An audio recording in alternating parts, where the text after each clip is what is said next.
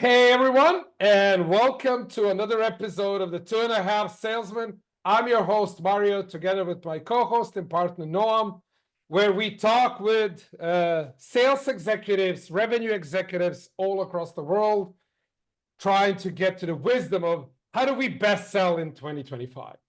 Today's guest, a sales executive veteran.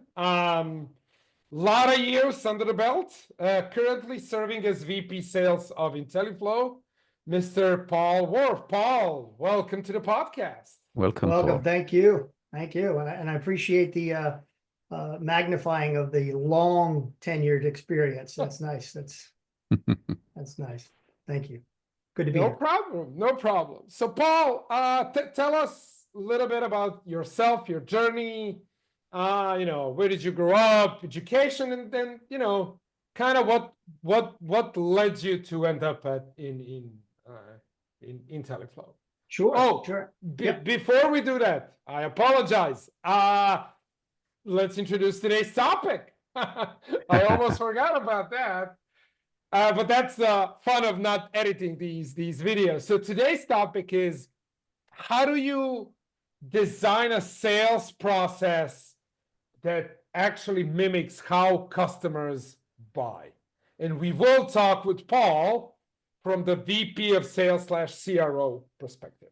So There we go. Topic for today. Right. Thanks, Mario. Thanks as well for having me. But my journey started well over 35 years ago in the financial services business on the being an advisor, and then in asset management side with firms like Fidelity and Alliance Bernstein, wholesaling to financial advisors, and then starting an RIA, creating an RIA, growing one, selling several of them, and then turning around and getting into the technology side of financial services. So that's a recent aspect of it. But with 35 years and my education started in business and pre-law, wasn't really sure what I wanted to do, and then someone approached me with this career of being a wholesaler, which I had no idea what it was at that time.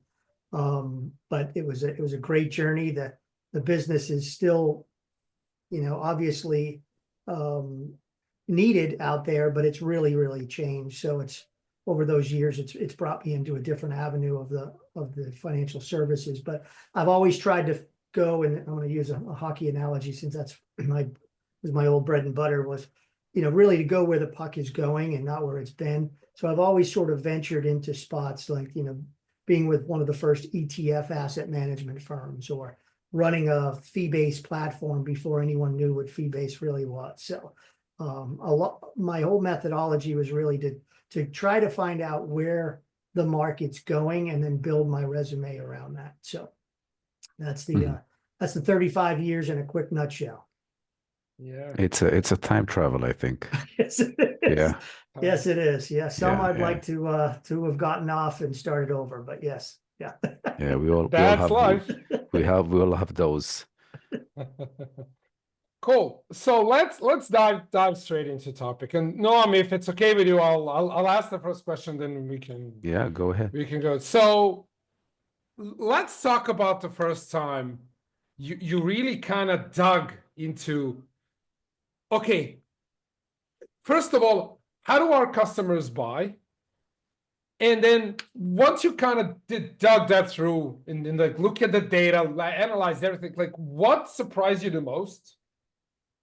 And also, what was that moment where you said, holy crap, we've been going at this completely wrong? Yeah, no, that's a good point. And just correct me if I miss one of those topics, but Sure. the normal sales process from organizations, from large institutions, is really built around people who are in marketing, right? It's not built around necessarily people who sell anything. And it's usually, how do we get X to buy Y? And it's really driven to a dog trainer mentality, right? Which is from the perspective of, we build a product, now we have to get people to attract it, and what do we do to get them to buy? Instead of the other way around, where what's the client or customer looking for, and then That's great once we figured it out, but how do we actually approach them and have a conversation with them about why this is important, right? Or even better yet, let's not even come in with a conversation, a topic of choice. Let's figure out what the customer really wants and then back into it that way, right? There's a novel idea, right? Find out what the customer wants and then buy into it. So it first started when you do these normal institutions training program where you go through scripts, you go through all the process that they want to teach you from a marketing perspective. But the day that it really changed is when an organization, I was actually with Fidelity for years, and Fidelity brought in this linguistic psychologist. His name was Dr. Marvin Sadowski. And, we were younger at the stage in this investment or this sales process and really didn't know why this would make a difference, right? First of all, what's a linguistic psychologist and why is this going to change my life? And why am I spending 2.5 to 3 days with this individual?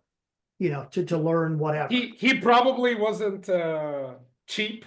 Yeah, I'm sure he wasn't, right? I'm sure he was not. Whatever he did, he Costed figured a it pretty out. penny there. Yeah, it was 3 days that paid for his If child's all of you education. if all of you in the building can pronounce my first name, last name, and my title, and can write it, I'll give you a discount. If not, the price goes 10%. double.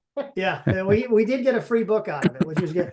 But those 3 days, I was curious of why this would even matter. But it actually turned into about 1.5 years for me because I kept going back and wanting to we'll call it study under him, but it's really try to bug the hell out of him for more information is really what it was. And he was kind enough to take the time to do that. But what he showed us and what I learned from that point was that individuals buy in a certain way and they give you tells, right? I mean, anyone that's played Texas Hold'em, the word tell and what the tell is, but individuals give you tells of how they want to be conversed with, right? And how they want to be sold to.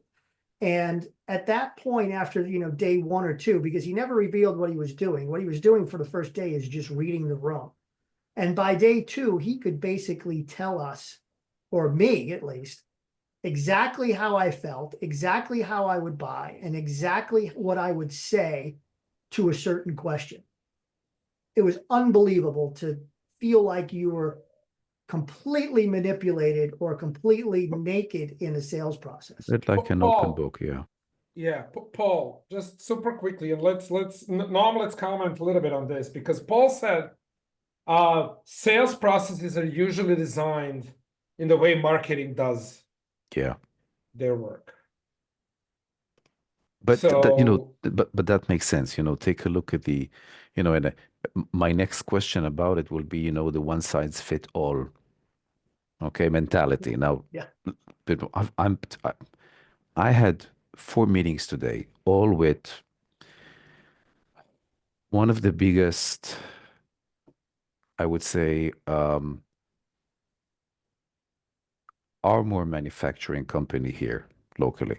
So they also produce weapons, missiles and stuff like that. The biggest law firm here locally. Take a look.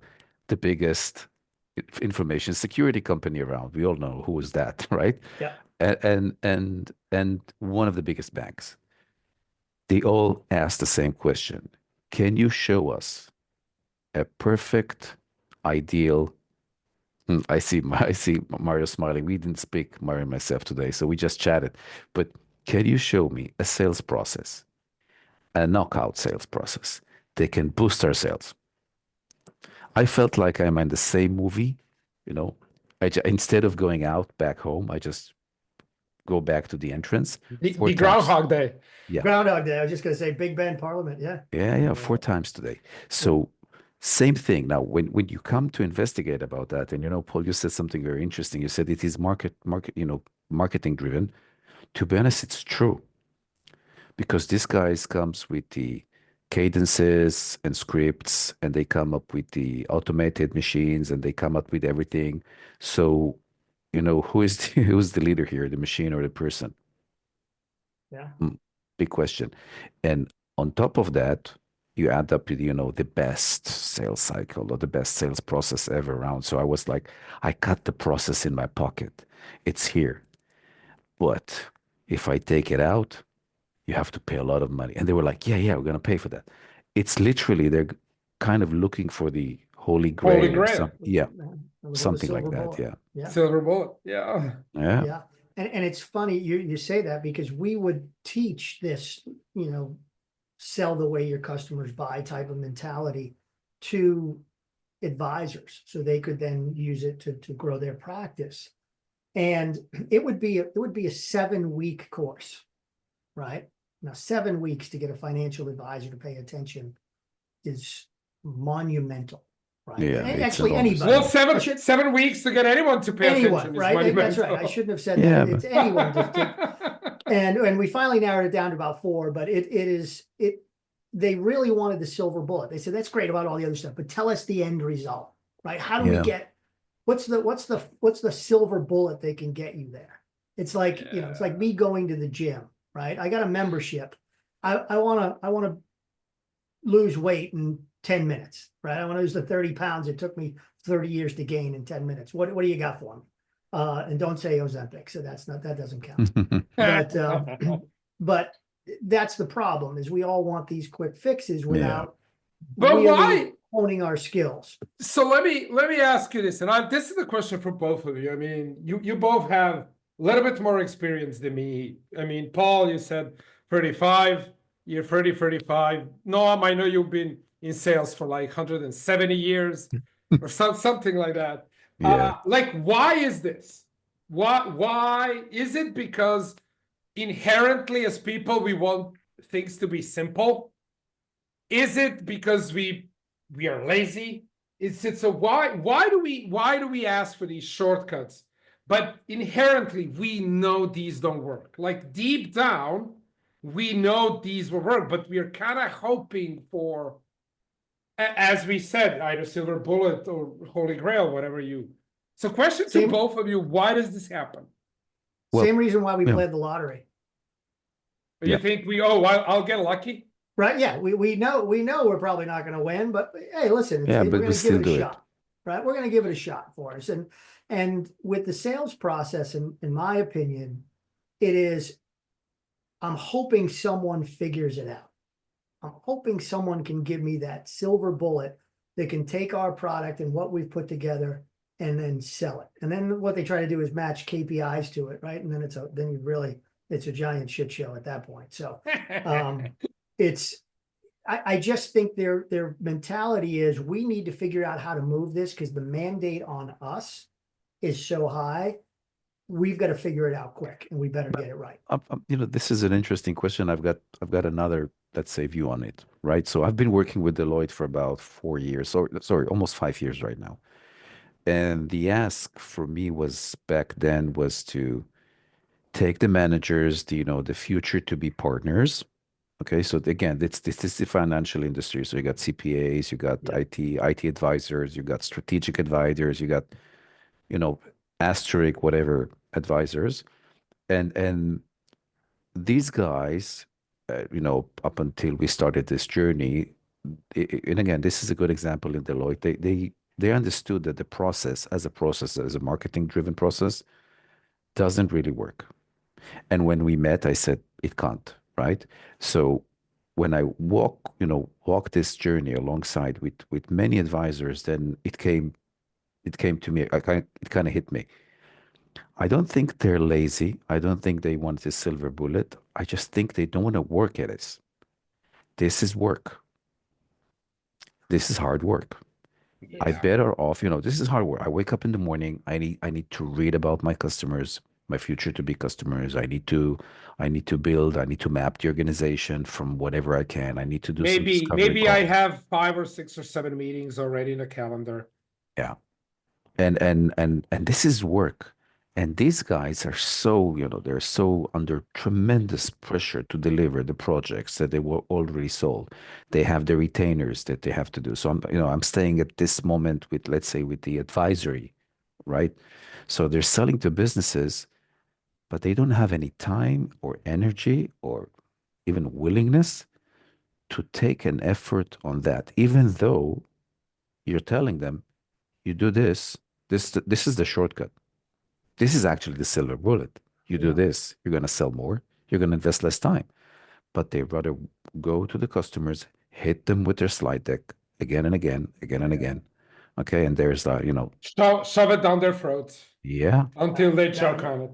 You are spot on with that. And this whole, linguistic behavior part of it and looking at clients and what you have to do, what you have to train yourself to do to identify the tells is hard, right? It is. It's really hard. It takes a long time. yeah. And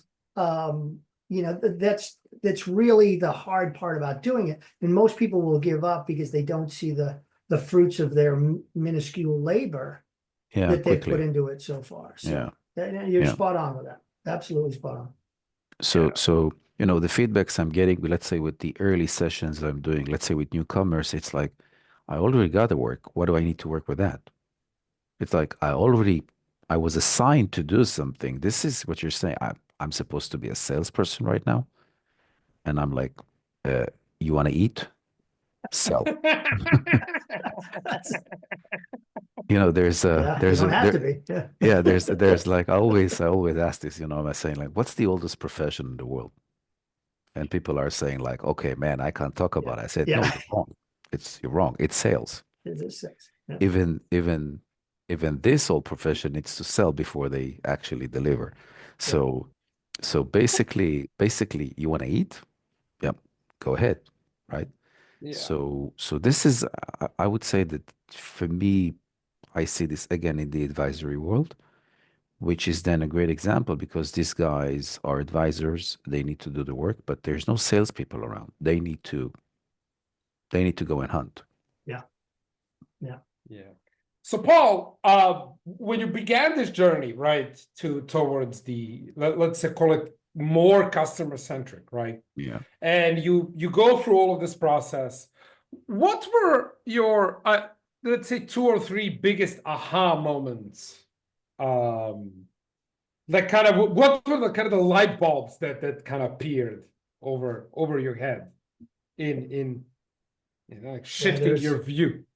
Yeah, there was a couple of them, but the one was once you started to implement these questions you would ask, and it's really not, the questions aren't the pinnacle of it all.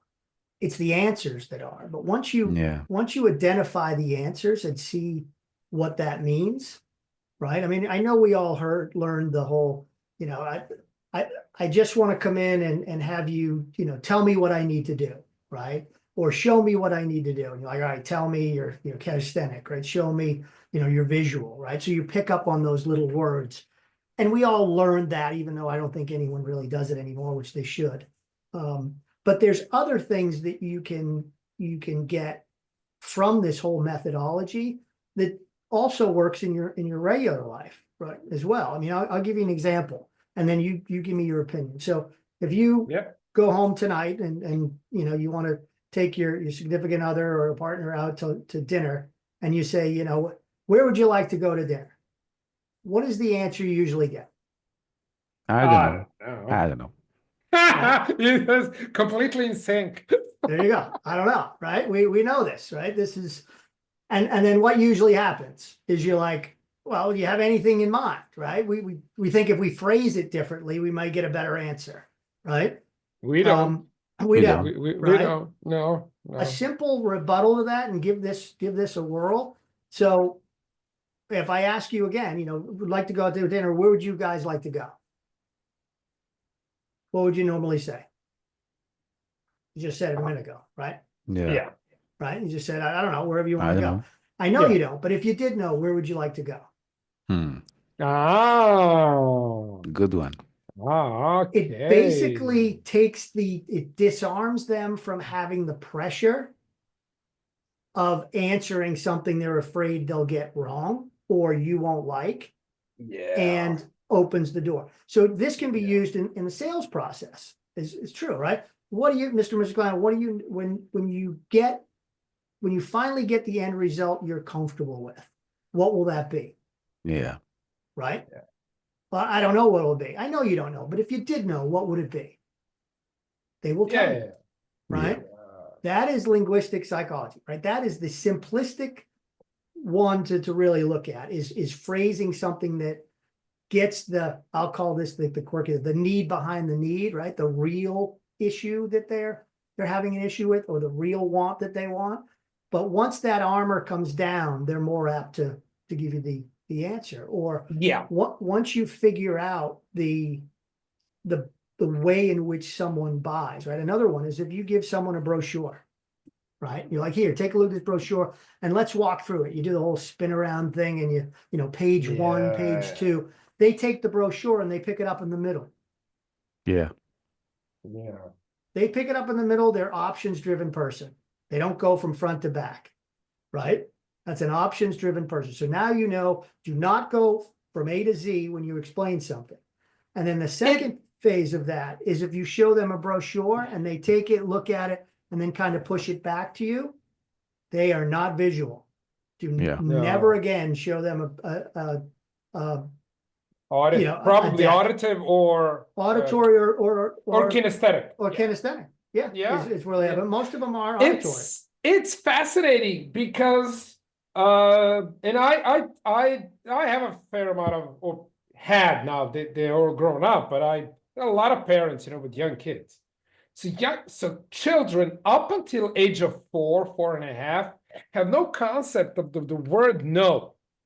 So if you say don't touch that, what the kid hears is touch that. Then they go and touch it, and the parent, who's basically like a godlike figure, yells at this tiny little creature for doing something that they told them to do. And they, after, you know, 4.5, they begin to imagine things. Well, we still can't imagine the no, but it's been the no has been kind of drilled into us from a very, very young age. So the instant knee-jerk reaction is, I don't know, or as both Noam and I demonstrated beautifully, I don't know. Yeah, but it's that knee-jerk reaction that we are most comfortable with. You know, I am most comfortable with, well, I don't know. Yeah. Yeah, most do. Most don't want the pressure, right? They don't want to answer it the wrong way. So when you allow them the opportunity to not make a mistake with their answer, they're more apt to give you the real answer. Yeah. Yeah. So that was to me a point where when someone showed me the effect of the questioning and the effect of how to maybe rephrase something to get the answer, that, you know, to get a answer, not the answer, but a answer. That was pivotal to me. That was really like, good Lord, if I focus on these techniques, I can actually throw out all the hit and misses that I've probably done through the years because I wasn't paying attention. So let's go back to the VP sales / CRO perspective, right? So you're now armed with these insights, let's call them revelations. So when you first design your sales process, and you kind of have to either coach or instruct or teach your sales guys to do this, there is probably a little bit of pushback, right?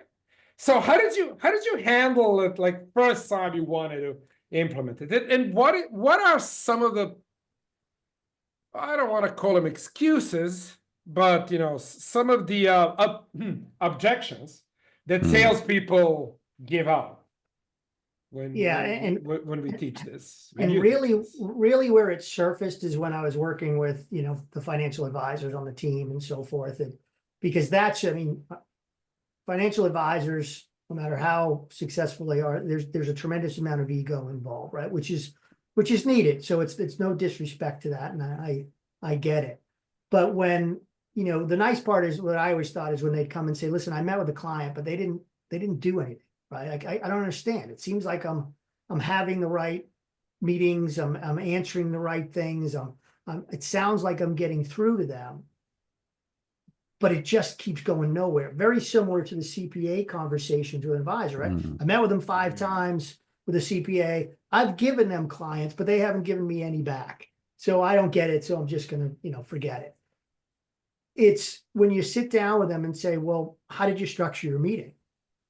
And their concept is, well, I just go with the pitch book and I kind of tell them how great I am. And you say, well, did you listen to what they were doing? Right? Or what they didn't say anything. I said, all right, well, did you ask them questions so they could actually say something? Or did you just come in and, pardon my analogy, show up and throw up with everything that you had in the bag, right? Or everything that you had in the organization? I use the same one. Yeah. So it's those questions were, obviously taken standoffish from advisors because they're professionals, right? They've been doing it for 20 or 30 years. So I always ask them, I said, give me your toughest individual that you've never been able to get a hold of or work through, and let you and I go in and do it. And then let me do the meeting. And if you let me do the meeting, we'll figure out, at least we'll walk out of there figuring out 1 or 2 things. 1, you've moved the conversation forward, or 2, this one was dead from the beginning and we were never going to go anywhere. Right? Noam, you remember every single engagement you and I go into, what's the first thing that you and I notice? Shitty discoveries or crappy discovery. Yeah. Or no discoveries. No discovery. I was just going to say no no discoveries. Which is, I think, the most, right? It's like, I don't care what you want. I'm just going to tell you what I do. Yeah. Yeah. There's an SDR in place that basically beg for a demo. And the other side, sometimes, just because of mercy, or being merciful, they show up. And then there's an AE hitting them with slide decks and screens. And they do it. And then they send materials and, they send more materials and they follow up. And then they say, I got a tremendous pipeline. But you take a look at the health level of that pipeline, it's all garbage. So, and then they say, but we did everything that's in the book. And, then I'm saying, my response will be rewrite the book. And they're like, oh, no, that's not doable. That's not possible, right? And it is this like, Jesus Christ wrote that book and we can't touch it. And I'm like, okay, flash news. Jesus didn't write this book, neither Buddha. Okay, so literally, whatever God, nobody wrote that book. It is simply being copied and recopied and duplicated from whatever. So my question here to you would be, when was the first time you needed to rewrite the book? And then where was your biggest pushback? Well, from where within the organization? Yeah. Yeah. So to rewrite the book was, but I would say it was a period where I was almost getting stagnant with my deliverable, right? So it was self-inflicted move. It was, okay, I'm really tired of delivering this. And if I'm tired of it, I could just imagine what the people across the table from me think. I mean, I've met them 3, 4, 5, 10, 15 times, and they're clients or they're not clients. And there's got to be a way to do things better. Now, my mentality is there's always a way to do something better. Even if you've figured something out a better way, there's still a better way to that better way, right? In my opinion. I think Thomas Edison said, if there's a better way, then find it, right? My analogy is if there's a better way, then do it. Just don't find it. Do it, right? I mean, finding it's easy. Usually doing it's the harder part. So for me, it was a stagnant conversation that I was just tired of hearing myself regurgitate the same message. So I decided to make sales sort of a lifelong learning part of it. And I wanted to figure out other ways to be able to get better at a craft, right? I mean, Tiger Woods still practices, right? I mean, well, there's a phenomenal story. Sorry to interrupt. No. If you read Relentless, the book by Michael Jordan's coach, so there's a sentence where he says, after every day, regardless if it was game day or not, I would come up to Michael and I would ask him 5, 6, or 7. And then Jordan would tell me either 5 or either 6 or either 7. And that is the time we will train in the morning the next day, regardless of whether he had a game or not. Yeah, it's your craft, right? There's no difference. I mean, Yeah. I'm to me- I'm sorry, man. I'm still amazed. Like, and me and Noam talk about this all the time. Like, I don't want to blur it out, but I think I showed you. Like, I have like, I don't know how many, like I have 150 books there, and I have almost certainly like 300 or 400, all related to sales or business or startups or growth. Or, yeah, Mario, I know. thought you worked at a library, to be honest with you, the first time I saw you. Well, thank you very much. Hey, sexy librarian over here. It's for me. It's. I grew up with a mom. She's retired now. God bless her, or God's bless her, whatever she believes in. She's a neuropsychiatrist. So she's old school, where you had to have two. You have to be both a neurologist and a psychiatrist. And she had like a library of books, and she would read constantly and learn constantly. And I picked up that from her. I didn't go into medicine. I went into sales, but I'm reading like all the time, whether it's books or audiobooks. Yeah, or but whatever you it know, is. yeah, Mario, allow me to stop you for a second. Yeah. How many salespeople do you know that read? Sorry, that can read. Sorry. I'm not, this is not insulting anybody, but every time I go into a group, I'm asking who read this, and usually I'm using Crickets. whatever example, and it's in salespeople, it's like 0. When you're talking to Yeah. engineers, advisor, professionals, project manager, usually the answer, then the percentage is going higher, like even 60, 70%. Usually salespeople never read. Why is that?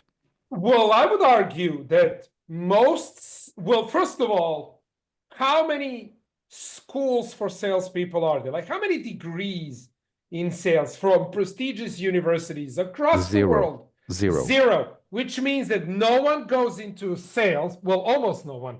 A rare few do go because they actually want to go to sales. I wanted to go to sales. I wanted to be in sales when I was No, I'm 20, not. 22, 23. No, I'm like Paul. I kind of stumble into it. Yeah, I wanted to go into sales. Yeah. So most of it's what's the word, Paul? It's happenstance. Yes. Yeah. Okay. So it's happenstance. So they probably and I'm gonna get a little bit psychological here, not my intention, but at a kind of deeper level, they do wish they would be doing something else.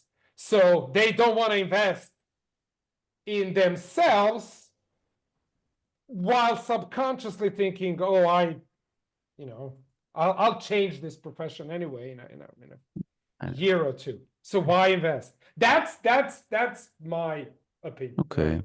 So Yeah, I think, I mean, for sale, I'm not a heavy reader. I'm more of an audiobook guy. I mean, I get it counts. Both counts. Yeah, No, I have an it's attention span of a audiobooks, squirrel, right? Same thing. I read about 3 books a month, and then I listen to between 1 and 1.5. Yeah. I have an attention span of a squirrel. I can't read a book for that. I mean, to listen to it's fine. But the other thing is sales. You know, other people go, "Oh, you're a natural salesperson," right? No one says, "Hey, you're a natural surgeon," right? No one who says that, right? I mean, no one says you're a natural brain surgeon. Yeah, you're a natural brain surgeon. You should just be a brain surgeon. So the sales part of it is, what does that mean? What's a natural salesperson mean? Do I have a gift for gab? Am I good at bullshitting? Am I, what is it? Maybe it's a combination of all of them, right? By the way, that is an insult. That is not a positive thing to say. Yeah, right. So we so went off topic. I love it. I love it. But that's the thing, right? It's people go, you should go into sales. You're really good with people. I'm like, all Damn. right, what's that mean? So I think a lot of salespeople go that way because the lift is easier to start. Meaning Yeah. I'm good at X. So yeah, I can do that. I can do sales. It's getting past the ceiling that they've gotten to because of what their natural born skill set is. That's the hard part, right? Or, That could or take them, acquired skill set. yeah, they're required, right? If they've learned little pieces along the way, as I'm, Yeah. he's really good. It's all right. Now that you're really good, that's great. How do you get beyond that to Yeah. get better? Right? I mean, Yeah. that's the thing. There's thousands of golf professionals, right? I mean, thousands and thousands and thousands, but there's 30 or 60 that really play every weekend. And how do you get to that level, right? And some people are, well, I'll never get to that level. Well, in sales, why wouldn't you? Yeah. Why not? I mean, it's, Yeah. everyone has the God-given talent to be able to do it. It's whether or not you're willing to put the time in to make yourself better. One of my first CEOs, and I was really, like, I was 23 or 24, something like that. He said, you can lose your arms, you can lose your legs, but if you have your voice and ears, you can do sales. That is a dramatic statement, but it's Yeah, true. very hard to get to a sales call, Mario, but I guess you could, especially when you were 23. But I'm just repeating what he told me to a very young 23, 24-year-old. yeah. All right. Yeah. So since we are getting close to the end, Paul, Yeah. one last question, and then we will wrap it up. So looking back at, let's say, one deal that you lost in the past, and I know this is kind of, we always, salespeople tend to brag about, oh, I closed this, but we rarely speak about the deals we actually lost, right? So what were what were the patterns you spotted that you did wrong?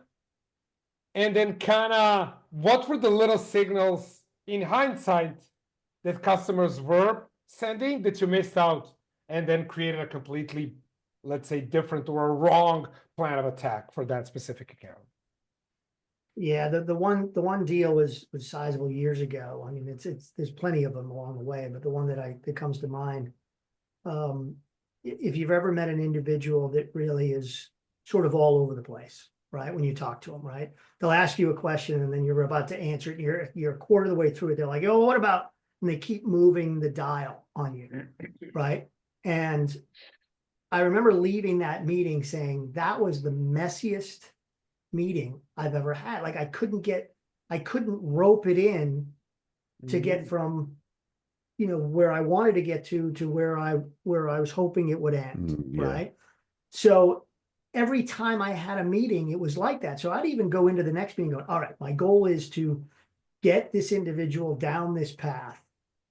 So at least I can have a follow-up outcome instead of every time it feeling like it's starting all over again. And this was a huge, I mean, this was literally a $2.5 billion deal. Wow. Wow. Yeah, it was enormous. So the time I put into it to try to get to move the dial, I was so focused on trying to rope this individual in to follow my path that I never got to really find out what the issue was or what would make them. And I finally figured out years later, believe it or not, to say, when you know and find out, Mr. Prospect, that the firm you want to use going forward, what will that look like? Like when will you know you found the right firm to work with? Instead of me saying that, I was trying to wrestle a buffalo every single meeting. And instead of me just coming up with a simple, listen, we can go all over the map. How do you know when you found the right partner in this?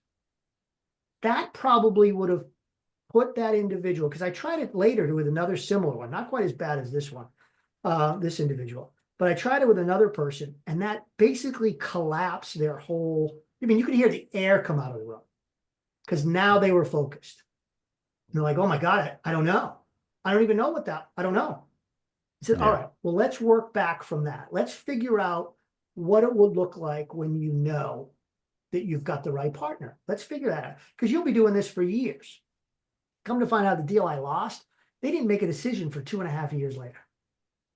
So it was really, to me, that was the biggest loss. And it was only because I didn't figure out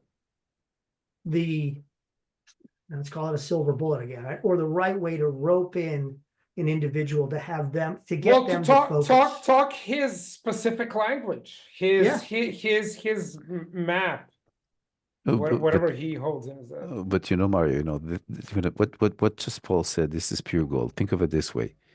We're asking, usually junior salespeople, we're telling them, you need to listen, but you need to lead the conversation.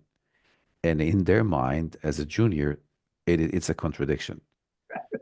How can you lead while listening, right? But after years, 3 decades in this business, when you're saying it makes sense, right? We're leading the conversation, but we're listening throughout the conversation. Right. And this is a very, I would say, tricky, elusive part. So you could say the true art here is leading while listening. So leading by being led. It is not possible for a junior salespeople, not even a junior, but mid-level salesperson to know. I'm taking my own experience. I fought this for years. So, I've got like a gazillion, losses, like just Paul mentioned. Yeah. A gazillion, yeah. Yeah.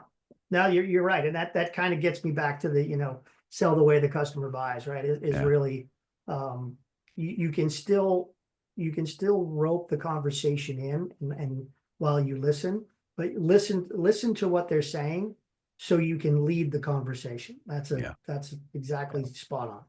Cool. Paul, we are close to the end. Thank you so much for joining us today. Love the conversation. And at the end of every podcast, we give each of our guests 30 seconds to plug something in. So if you have either a passion project, maybe you're hiring or whatever it is, 30 seconds, plug away whatever you want to plug away, and we will sign off. Great. Thank you, gentlemen. Thanks for having me. This was great. The really only plug I have is that I'm a U.S. board member of the IARFC, so the International Association of Registered Financial Consultants. And we're having our financial forum this April 22nd to the 25th in Orlando, Florida.